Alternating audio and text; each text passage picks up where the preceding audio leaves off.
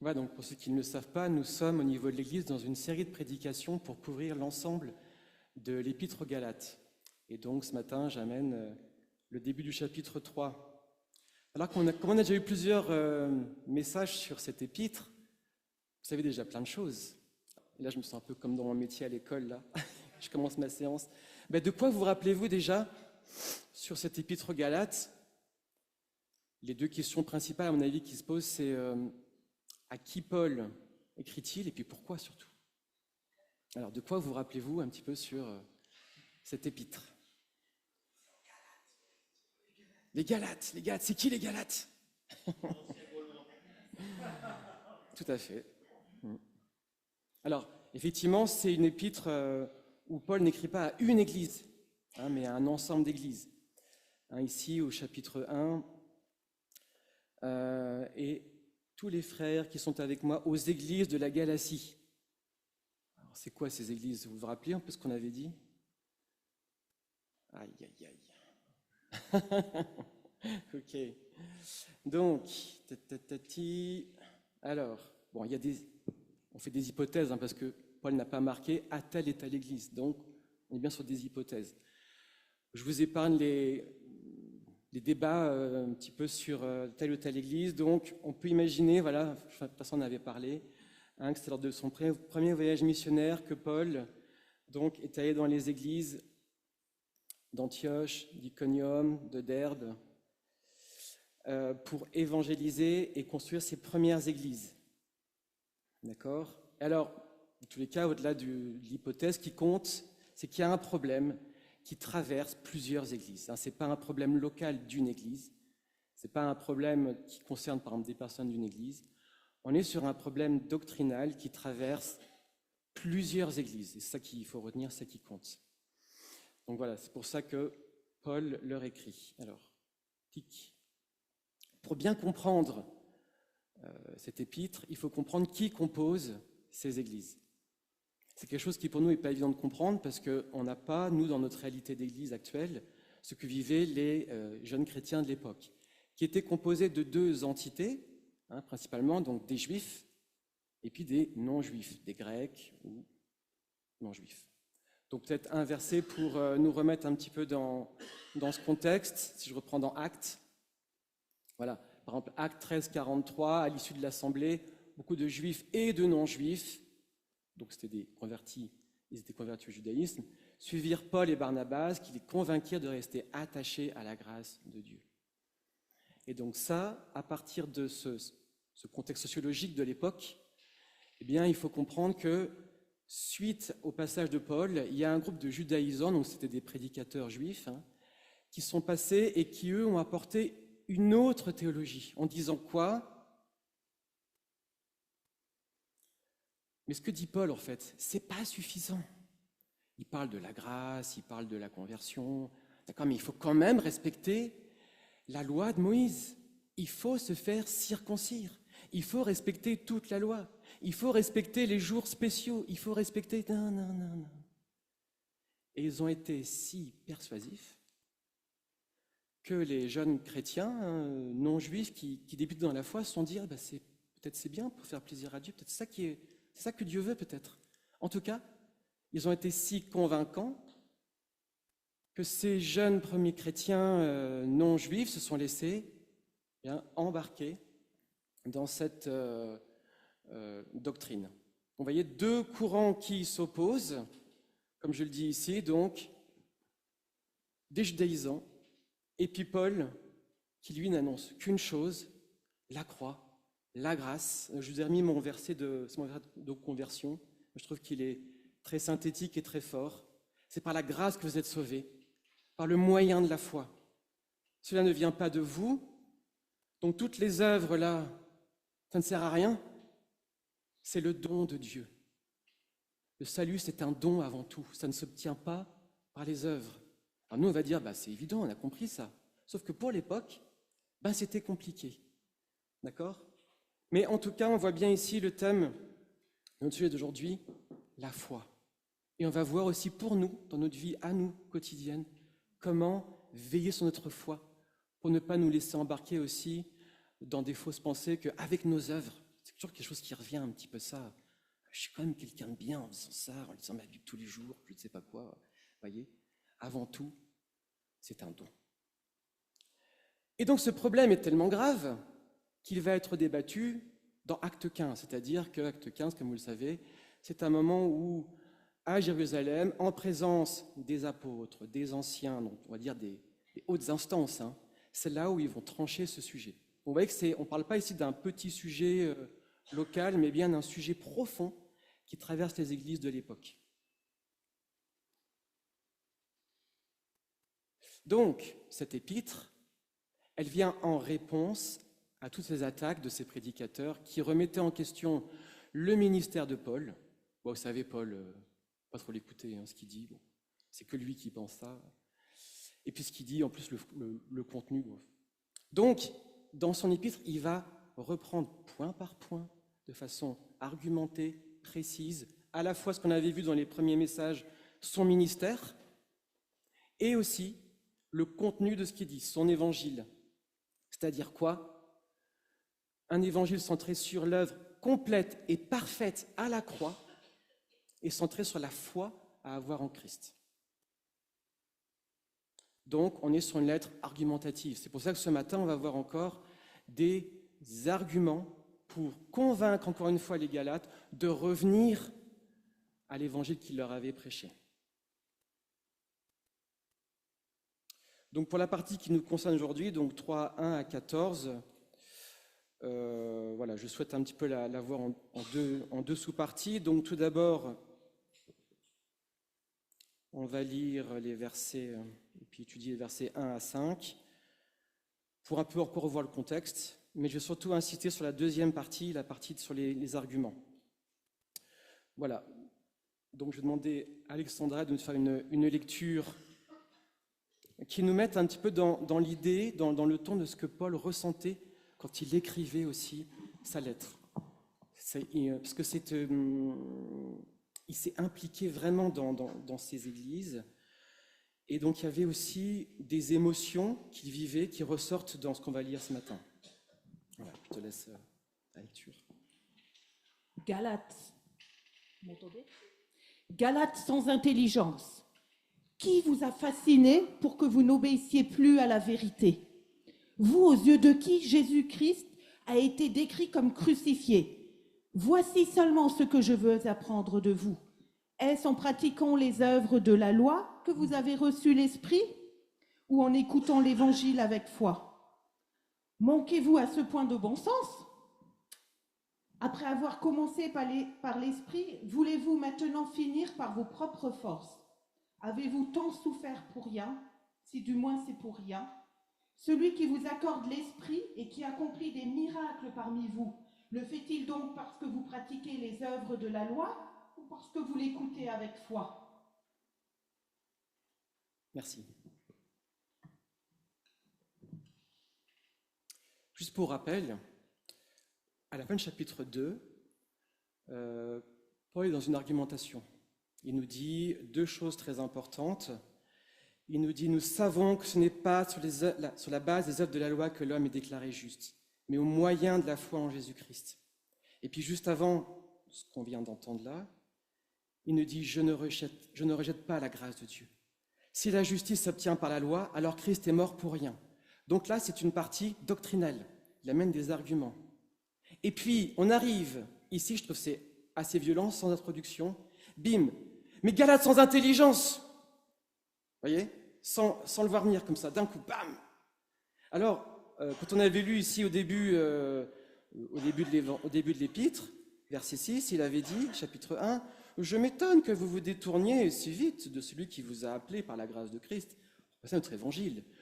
Le « je m'étonne » est tout à fait, on va dire, neutre. Je m'étonne, un peu surpris comme ça. Mais là, vous avez vu qu'il y a un changement de ton qui est assez important. Il disait, c'est plus « mais je m'étonne ». Oh, vous faites quoi là en fait? On pourrait le traduire de nos jours par un peu réveillez-vous quoi, vous faites quoi en fait? Donc,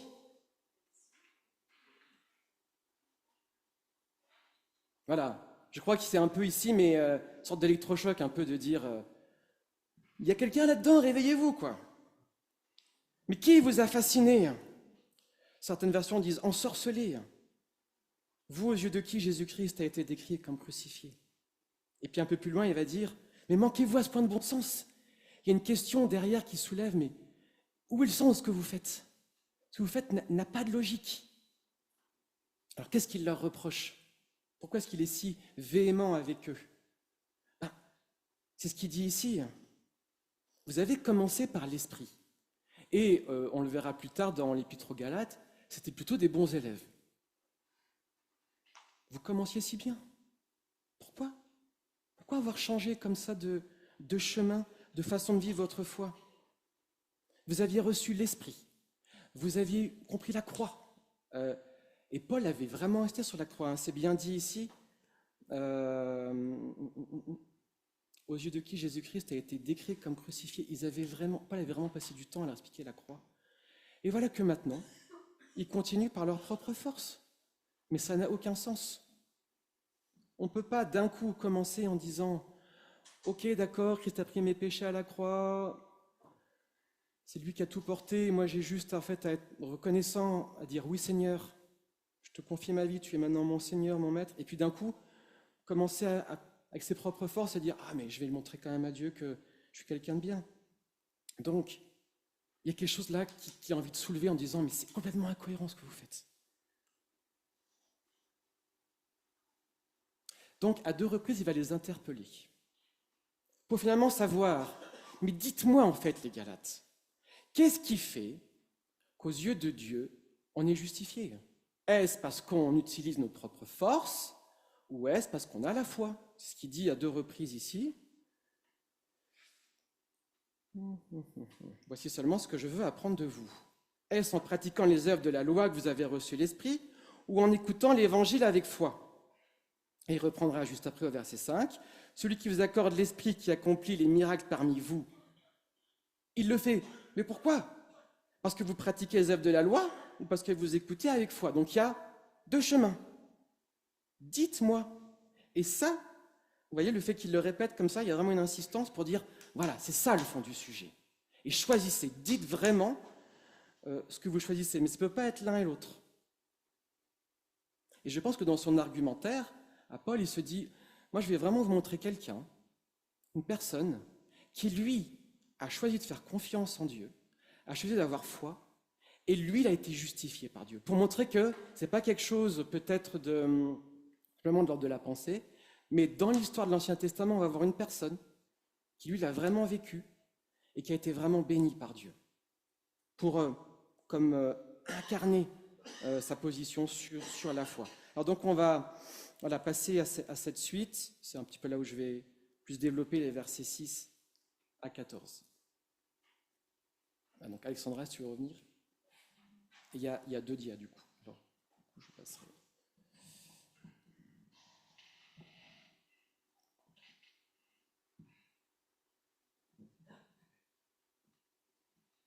Tout commence, tout comme Abraham eut confiance en Dieu et que cela lui fut compté comme justice.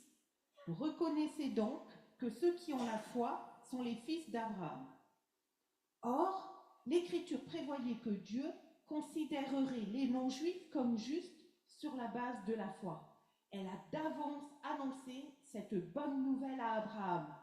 Toutes les nations seront bénies en toi.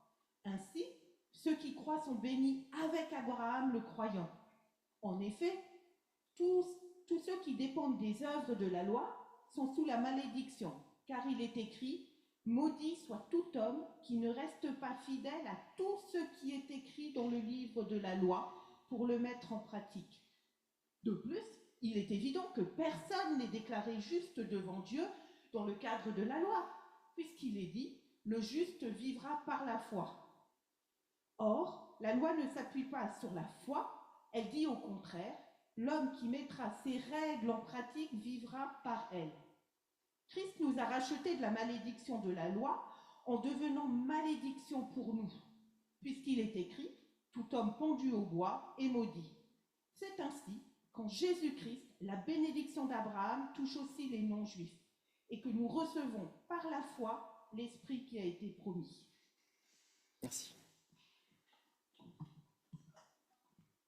Voilà, donc c'est un passage bon, assez technique, hein, donc j'avance avec humilité, et là je vais vous dire ce que moi j'ai compris, vraiment que le Seigneur fasse le tri et qu'on garde vraiment ce que lui veut nous dire encore ce matin. Donc, il me semble en tout cas que Paul nous montre deux chemins, un peu comme je disais juste avant, ok par rapport à sa question, mais choisissez entre les œuvres de la loi ou la foi, mais en tout cas il y a deux chemins, un chemin de bénédiction et un chemin de malédiction. C'est ce qui revient en tout cas dans ce passage, et il va commencer par nous montrer un chemin de bénédiction avec la personne d'Abraham. Alors il n'a pas choisi Abraham au hasard. Dans les personnages de la foi dans l'Ancien Testament, il y en a plusieurs. Si on prend Hébreux 11, il aurait pu en prendre d'autres, hein, mais il n'a pas pris au hasard. Et je crois vraiment qu'il a envie aussi de démontrer aux prédicateurs juifs, aux judaïsants qui disent « Nous avons pour père Abraham ». Attendez, moi je vais vous montrer qu'Abraham a une autre compréhension des choses par rapport à la filiation, donc on va y venir. Donc, dans un premier temps, la bénédiction qui est liée à la foi, avec la personne d'Abraham. Et il reprend un petit peu donc verset à l'appui, donc il s'appuie pas mal sur l'Ancien Testament. Voilà, il reprend donc le fait que Dieu rend juste ceux qui ont confiance en lui. Et ça, je pense qu'il faut qu'on le comprenne ce matin et qu'on s'appuie aussi sur ça. Si on reprend un peu le verset dans son contexte, là j'ai pris aussi le verset que Paul prend, mais je remets dans son contexte. La parole de l'Éternel fut adressée à Abraham ainsi. Ce n'est pas lui qui sera ton héritier, mais celui qui sortira de tes entrailles qui sera ton héritier. Et après l'avoir conduit dehors, il dit « Regarde vers le ciel et compte les étoiles si tu peux les compter. » Et il lui dit « Telle sera ta postérité. » Abraham eut confiance en l'Éternel, et cela lui fut compté comme justice. Genèse 15, 4 à 6. Mais ouais, frères et sœurs, ce passage, il m'a de nouveau, je connaissais, hein, mais il m'a de nouveau touché, parce que je me suis dit, mais ouais, en fait, Abraham, c'est quelqu'un qui est âgé, il ne peut pas avoir d'enfant, et le Seigneur vient lui dire, sors de ta tente, vas-y, va dehors. Ok, d'accord, je suis. Il lui montre le ciel étoilé. Voilà, ça, ce sera ta postérité. Wow. Alors, ça ne veut pas dire qu'il aura autant d'enfants qu'il y a d'étoiles, hein. Mais ça veut dire que dans le plan de Dieu, il voit sur l'éternité, sur tous les âges, toutes les nations, tous ceux qui vont donner leur vie à Christ, je crois, hein, de ma compréhension, tous ceux qui vont avoir cette foi de croire. Voilà ta postérité. C'est de génération en génération, ceux qui vont, comme toi, avoir ce pas de foi et croire en moi. Alors, Abraham, il n'a pas compris tout ça. Il n'a pas compris le plan de Dieu, il ne lui a pas dit, alors tu vois, je vais faire comme. Il n'a pas été explicite. Des fois, je dis à Dieu, Seigneur, pourquoi tu n'es pas explicite, comme moi je fais en classe, par exemple, où on décortique bien, voilà où on va, voilà ce qu'on va apprendre. Voilà. Il veut qu'on avance avec foi, il veut qu'on lui fasse confiance. Et si on lui fait confiance, il honore cette confiance. Donc, c'est un peu un retour aux sources pour nous ce matin dans notre foi, de nous dire, tu nous demandes, Seigneur, d'avoir confiance, de croire que ce que tu nous dis, c'est vrai, de croire, je repense à Abraham ici, je suis vieux, je ne peux pas avoir d'enfant, mais tu me dis que ce sera ma postérité, eh bien oui, je crois. Ça, c'est le pas de foi, vous voyez. Ça, c'est ce qui défie un peu vraiment la raison. C'est cet engagement, ce pas de dire, je m'abandonne à toi, Seigneur. Je crois que ce que tu me dis, tes promesses, elles sont véritables. Et je le crois moi aussi ce matin. J'espère que vous aussi ce matin, vous croyez dans les promesses de Dieu. Un grand Dieu qui peut accomplir ses promesses. On a un Dieu qui dit des choses et qui les accomplit. Et quand il a dit, voilà, ta postérité, elle sera comme ça, c'est pas une parole de politicien, hein. C'est pas un truc, je te fais croire quelque chose comme ça. Il l'accomplit en Jésus-Christ. Amen. Amen. C'est quelque chose d'incroyable que quand le Seigneur, lui, il a dans sa tête, mais non, mais quand il lui dit ça, il a le plan de l'humanité, il voit tout le Seigneur. Et lui, il sait comment il va réaliser ce qu'il dit. Il n'a pas besoin qu'Abraham comprenne tout. Il a besoin d'une chose, c'est qu'Abraham lui fasse confiance. Est-ce qu'on fait confiance à Dieu, nous aussi, dans notre quotidien? Donc, effectivement, c'est quelque chose que moi, je n'avais pas forcément peut-être bien saisi, je ne sais pas pour vous. Un petit peu cette notion de filiation qu'on va maintenant voir un peu plus en détail. Enfin, c'est ce verset-là qui m'a... J'ai vraiment travaillé dessus, mais... reconnaissez donc que ceux qui ont la foi... Pardon, je recommence. Reconnaissez donc que ceux qui ont la foi, qui sont les fils d'Abraham. Alors, ce que je disais ici... Les Juifs, entre guillemets, disaient « Nous avons pour père Abraham. » Vous vous rappelez, avec Jean-Baptiste, il leur avait dit ceci. « Mais arrêtez de dire « Nous avons pour père Abraham. » Car je vous déclare que de ces pierres, Dieu peut susciter des enfants à Abraham. Donc cet argument-là, il est faux. Ce sont ceux qui ont la foi qui sont fils d'Abraham. Si on a la foi, on est en quelque sorte héritier d'Abraham. Je ne sais pas si vous y étiez déjà dit, c'est quand même particulier, mais je crois qu'il y a une certaine filiation spirituelle. Voyez ? C'est-à-dire que, comme j'ai dit tout à l'heure, ceux qui ont la foi sont comme reliés et on remonte comme ça jusqu'à Abraham. Et on bénéficie des promesses qui ont été données à Abraham en termes de bénédiction, ce qu'on va voir juste après. Donc, je trouve que ce matin encore, j'ai envie de louer le Seigneur parce que son plan est grand. Son plan est merveilleux. Parce que moi qui suis ici français en 2025, eh ben, j'ai une connexion avec Abraham qui est quand même le père de la foi avec qui tout a commencé. On le verra la semaine prochaine, mais avant la loi, il y a eu la foi d'abord. Tout a commencé en Genèse 12 avec une histoire de foi où Dieu a dit à Abraham, quitte ton pays et va dans le pays que je te montrerai. Oui, d'accord, j'y vais. C'est là le début d'un parcours spirituel dont on est les bénéficiaires. Amen.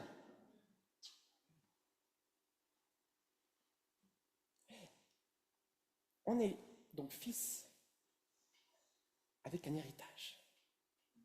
Ça, c'est très important, à l'époque, cette notion d'héritage. Et d'une certaine manière, spirituellement parlant, je parle, nous sommes aussi au bénéfice des bénédictions que Dieu a promises à Abraham. Alors, pareil, j'ai creusé ça, mais quelle bénédiction tu dis, Seigneur! Je relis donc dans Genèse 12. L'Éternel dit à Abraham, va-t'en de ton pays, de ta patrie, de la maison de ton père dans le pays que je te montrerai. Je ferai à toi une grande nation, je te bénirai, je rendrai ton nom grand, tu seras une source de bénédiction. Je bénirai ceux qui te béniront, je maudirai ceux qui te béniront. Et toutes les familles de la terre seront bénies en toi. Dans Genèse 12, Dieu a prévu le salut pour l'humanité déjà, toutes les familles de la terre. Alors on peut se dire, attends, là il y a Abraham, d'accord, et là il y a l'humanité. Mais comment on passe de l'un à l'autre? Eh bien par Christ.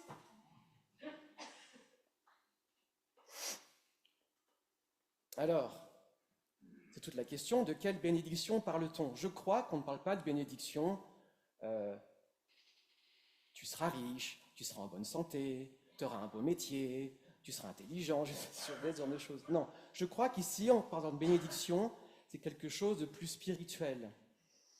Je m'appuie sur John Stott, donc, qui a fait un livre de commentaires sur les Galates, pour parler donc d'une triple bénédiction.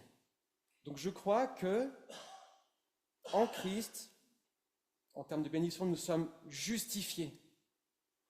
Nous recevons la vie éternelle et nous recevons le Saint-Esprit. Voilà, nous sommes bénis, mais pas parce qu'on a fait quelque chose de spécial.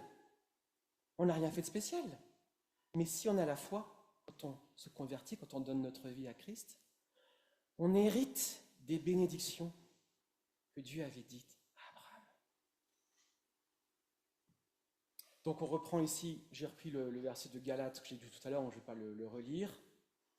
J'ai envie de relire celui-là, la vie éternelle, parce que il est beau. Le salaire qui paie le péché, c'est la mort. Mais le don de Dieu, le don que Dieu accorde gratuitement, c'est la vie éternelle dans l'union avec Jésus-Christ, notre Seigneur. Ouais. Vous voyez ce chemin, je disais au début, il y a deux chemins, bénédiction, malédiction. Wow. Paul veut vraiment convaincre, encore une fois ce matin, il veut vraiment convaincre les Galates que vraiment avoir la foi, c'est ça qui permet d'être béni par Dieu. Alors que si on suit la loi, c'est un chemin de malédiction. C'est un peu la suite donc du passage, versets 10 à 14. Vous voyez en opposition la bénédiction de la foi et maintenant la malédiction de la loi. Donc, je relis. En effet, tous ceux qui dépendent des œuvres de la loi sont sous la malédiction, car il est écrit « Maudit soit tout homme qui ne reste pas fidèle à tout ce qui est écrit dans le livre de la loi pour le mettre en pratique. » Et vous avez vu, j'ai insisté sur le tout. C'est le tout qui pose problème. Parce que si tu veux te mettre sous le régime de la loi, tu dois tout accomplir. Pas une ou deux choses, mais tout. Sans aucune exception. Hein. Sinon, la Bible dit, il y a une malédiction. Alors, c'est compliqué cette histoire de malédiction. On en a parlé avec Vincent hier. Hein. On s'est bien encore, on a bien réfléchi. Mais voilà. Pour moi, c'est un peu ça qui compte. Vous voyez le petit logo là à retenir? C'est une voie sans issue que la loi, c'est une impasse. Ça ne mène nulle part. Ça ne peut pas nous mener au salut. Pourquoi? Parce que comme Paul le dit dans un autre passage, dans Romains 3, 23, tous sont péchés et sont privés de la gloire de Dieu. Il n'y en a pas un qui peut accomplir toute la loi, sauf Christ, parce qu'il est parfait. Donc pour nous, c'est impossible. Donc en fait, ce chemin que prennent les Galates, il veut leur montrer, mais attendez, vous allez dans une impasse. Les gars, vous allez nulle part. Donc, marche arrière toute, on se remet bien, parce que vraiment, le chemin de la foi, c'est là où il y a les bénédictions qui sont à prendre. Pour nous, ça, encore une fois, je me suis dit, mais les Galates, mais qu'est-ce qu'ils ont fait? Parce qu'en fait, ça paraît assez évident pour nous. Mais il y a quelque chose peut-être spirituel, hein, on se disait, qui font qu'ils ont été comme ensorcelés, qu'ils ont vraiment déconnecté, quoi, pour se mettre sous les œuvres de la loi. Mais ça ne mène donc, comme on le voit, nulle part. On pourrait donc se dire que, quand on est sous la loi, on est fichu. Sauf qu'il y a l'œuvre de Christ à la croix. Et c'est vraiment le dernier point que je voudrais aborder avec vous. Et j'ai compris, en étudiant cet épître, en lisant des passages croisés, l'importance que Paul accordait dans sa prédication à la croix. Et je crois que ce matin encore, on a quelque chose à comprendre sur l'œuvre de la croix, qui n'est pas évidente. Enfin, moi, je me le dis pas forcément souvent, cette notion de malédiction, de se dire que d'une certaine manière, spirituellement, à la croix, Christ, il a pris la malédiction pour la prendre sur lui. Ça me donne envie, encore une fois, de le louer, parce que je me dis, mais waouh, j'avais pas forcément compris cette notion. Je sais qu'il est mort pour mes péchés, il est mort pour nos péchés, mais il ne devait pas simplement mourir, il devait aussi être d'une certaine manière maudit, en étant séparé de Dieu le temps qu'il était sur la croix. Christ devait mourir de façon infamante. Je ne sais pas comment vous percevez un petit peu cette notion. Ce n'est pas juste la mort qu'il attendait, mais une mort caractérisée, infamante. Séparé du Père, juste pour le temps de la croix. Mais vous imaginez quand même, moi je me dis, ouais, mais c'est quand même terrible, que Christ, qui était connecté au Père, hein, dans l'Évangile, on voit tout le temps qu'il passait, il voulait aller chercher la connexion avec son Père, il priait sans cesse, il était vraiment, tout ce qu'il faisait venait du Père. Et il a accepté que pour un temps donné, il soit séparé de Dieu. Mais quel geste d'amour de se dire que Jésus allait vivre cette douleur physique, mais pas que physique, spirituelle aussi. Dire, pour un temps, je vais être séparé de mon Père, comme arraché, parce que sur ce temps-là, je vais porter la malédiction qui fait qu'on est qu'on est séparé de Dieu. Hein. C'est ça être maudit. Et il l'a accepté par amour pour nous. Mais waouh, quel amour!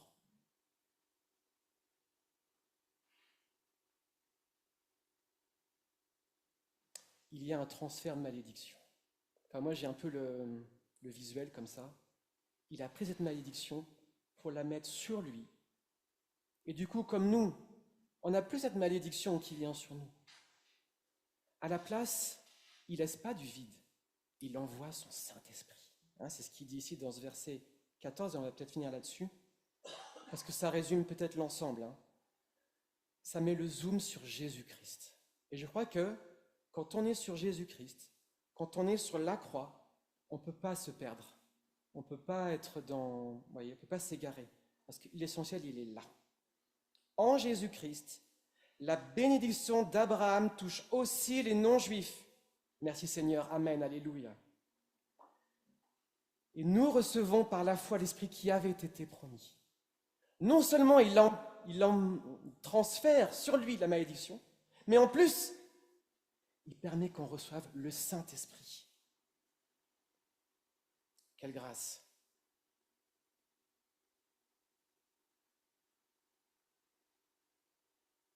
Alors, je conclus. Ce matin, on a un avertissement quand même dans ce qu'ont vécu les Galates. Prions qu'on ne soit pas dans cette même situation, à nous retrouver, à avoir commencé par un chemin de foi et à nous retrouver dans un chemin où on fasse par nos propres œuvres. Gardons-nous, parce que ils avaient bien commencé, c'était plutôt des bons chrétiens, mais ça leur est arrivé. Donc prions que ça ne nous arrive pas. Donc mon titre, c'était veiller sur sa foi, pas son foi, hein, je m'entends. Hein. Comment? En refusant les faux raisonnements. Donc, les prédicateurs qui venaient, effectivement, on aurait pu penser que les Galates auraient dit non, par contre, les gars, ce que vous dites là, ça non, nous, on veut rester sur la foi. Que nous, on reste vraiment dans ce chemin de foi. Pour continuer à vivre notre vie chrétienne en marchant par la foi, je n'ai pas développé ce passage pour ne pas être long, mais il y a aussi ce beau verset, le juste vivra par la foi. Et bien que ça nous touche aussi, nous, aujourd'hui, qu'on continue de vivre par la foi. En suivant l'exemple de foi d'Abraham et en méditant le prix payé par notre Rédempteur à la croix, on aura tout à l'heure un temps de Sainte Seine où on pourra justement méditer ceci. Donc je propose je vais prier et après on va prendre un chant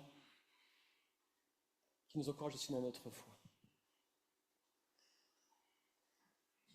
Seigneur, merci pour ta parole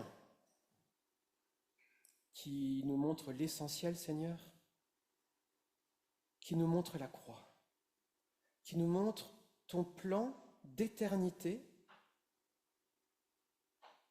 Effectivement, Abraham, il n'avait pas compris tout ça, il n'avait pas à le comprendre non plus. Mais ce matin, on va avoir confiance, renouer notre confiance en toi, Seigneur, que tu sais ce que tu fais.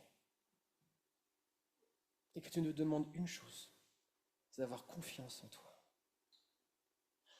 Et je veux encore ce matin faire un pas vers toi, Seigneur, un pas de confiance. Dire oui, Seigneur, je veux avoir foi en toi. Foi dans ta parole, foi dans tes promesses. Ce que tu dis, tu l'accomplis. Et avec l'exemple d'Abraham, je veux aussi me rappeler que tu sais mettre en œuvre ce que tu dis. Et je vais prier pour tous mes frères et sœurs ici, pour moi ce matin, que Seigneur, dans notre vie tout à l'heure, de demain, de cette semaine, on puisse, grâce à ton esprit en nous, Seigneur, marcher par la foi. Merci parce que tu nous as justifiés. Merci parce qu'on n'a pas à produire d'œuvres, on n'a pas à s'échiner, à s'escrimer, à produire des œuvres et des œuvres. On a juste à ouvrir nos cœurs, ouvrir nos mains et t'accueillir dans notre vie, Seigneur. Et merci parce que tu as tout porté.